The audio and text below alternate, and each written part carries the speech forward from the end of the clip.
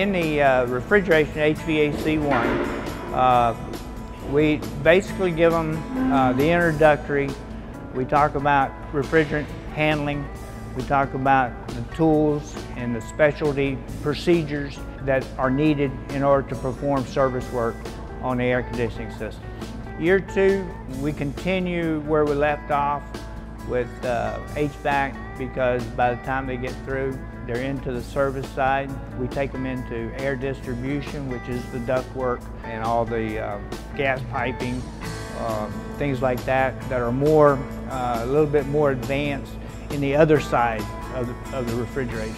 The objective is to prepare the students that they have just a general knowledge of the refrigeration world and what's involved in not only the service, but the installation and the air distribution.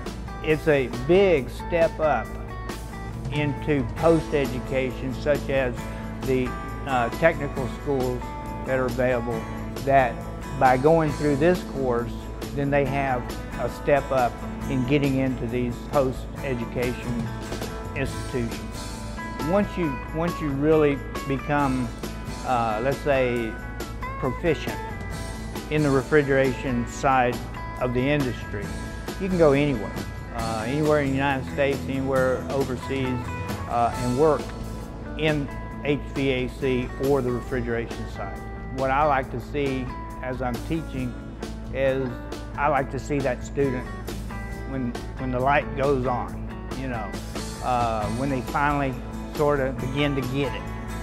That's a satisfying point for me, because my career started, it was introduced to me at an early age, and so if I can pass what I've been through and give these young people a step up, that's what makes my day.